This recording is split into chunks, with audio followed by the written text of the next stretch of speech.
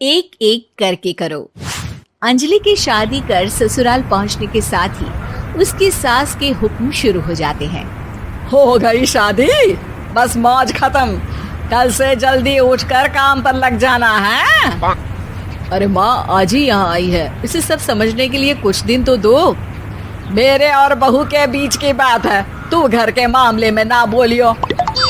इस पर जतिन वहां से अपने कमरे में चला जाता है और सास अंजलि को काम की लिस्ट सुनाने लगती है। सुबह पहले घर की सफाई करनी है, फिर कपड़े धोने हैं, साथ में खाना भी बनाना है। एक की वजह से दूसरा काम रुकना नहीं चाहिए है। जी मम्मी जी ठीक है। ये कहकर अंजलि अपने कमरे में चली जाती है। अंजलि, मम्मी हमेशा बोलती थी बहू आएगी तो उनका काम हल्का होगा, पर मुझे नहीं पता था कि वो काम हल्का करने की जगह टाल ही देंगी। कुछ नहीं होता, ये सब मैं अपने घर में भी तो करती थी, मुझे आदत है, कोई दिक्कत नहीं होगी। ठीक है, पर अगर कुछ हो तो बता देना। दोनों सो जाते हैं और अगली सुबह से अंजलि जल्दी उठ के सास के बताए कामों में जुट जाती है, जिसमें वो जैसे ही कपड़े धोने लगती है तो सास वहाँ आ जाती है। अरे सुनो, ये कपड़े ऐसे नहीं धुलेंगे, सबको डिवाइड कर फिर एक एक करके अलग अलग धोने हैं।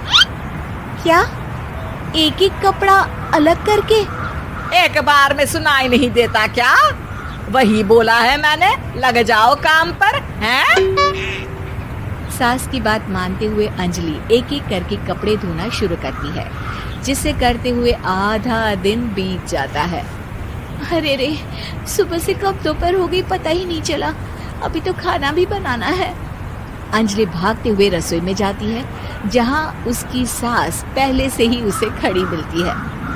खाना बना लेना, देखो पहले पकोड़े तल दो और एक एक पकोड़े अलग अलग तलना, नहीं तो कोई कच्चा कोई पक्का रह जाता है।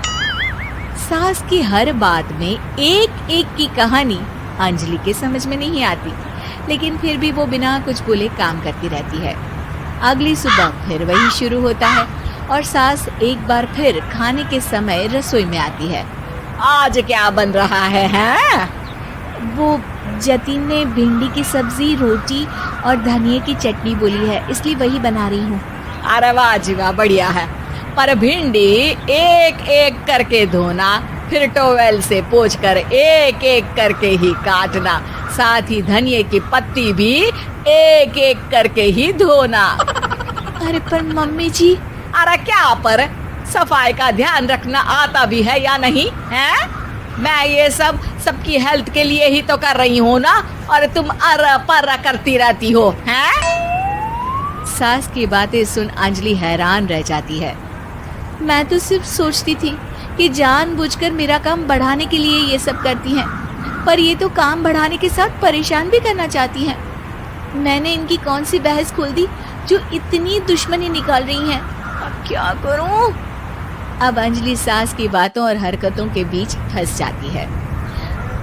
काम के लिए मना भी नहीं कर सकती, नहीं तो जाने कौन सा ड्रामा खड़ा कर दे। पर अंजलि, तुझे कुछ तो करना पड़ेगा। इतनी देर में जतिन भी वहां आ जाता है। अरे कौन ड्रामा खड़ा कर रहा है और क्या करना पड़ेगा? जतिन की बात सुन अंजलि सोच में पड़ जाती है। इन्हें सच बताऊं या नहीं? पर अगर ये गुस्सा हो गए तो? वैसे भी अपनी माँ से बहुत प्यार करते हैं, फिर उनके खिलाफ कुछ सुन कैसे लेंगे? अंजलि ये सब सोच ही रही होती है कि जतिन फिर बोलता है। अरे क्या हुआ, कहाँ खो गई? अरे नहीं नहीं कुछ नहीं, वो मैं टीवी सीरियल के बारे में सोच रही थी। यहाँ और कौन ड्रामा करेगा? अरे तुम भी ना, चलो मैं चलता हूँ। इसके बाद कुछ दिनों तक अंजलि सास को सबक सिखाने के लिए अलग अलग प्लान सोचती रहती है, पर उसे सास के एक एक करके काम करवाने की आदत बंद करने का कोई तोड़ नहीं मिलता।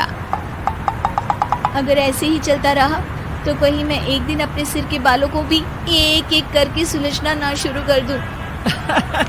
पगली हो गई है क्या? अकेले में क्या बड़बड़ किए जा रही हो? वैसे आज खाने में क्या है? आलू की सब्जी। तो फिर आलू को अच्छे से काट कर उसके कटे हुए कपड़ों को एक एक करके ही धोना है। बिल्कुल, इसे कैसे भूल सकती हूँ।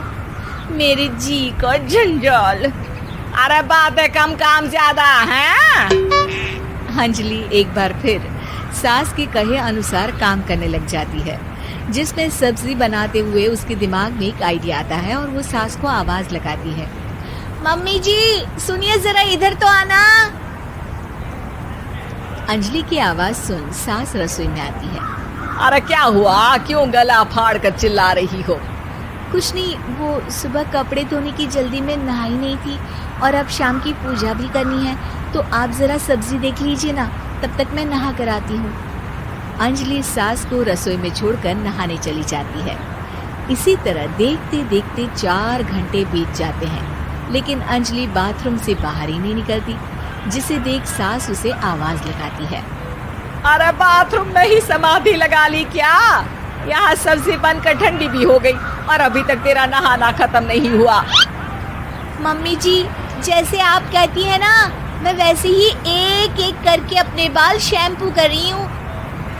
तो अभी 3 घंटे और लगेंगे, तब तक काम और जतिन को खाना सर्व करना आप संभाल लेना। इस तरह अपने नहले पर बहू का दहला देख सास शॉक्ड रह जाती है, जिसके बाद से घर में एक एक करके करने का आलाप बंद हो जाता है।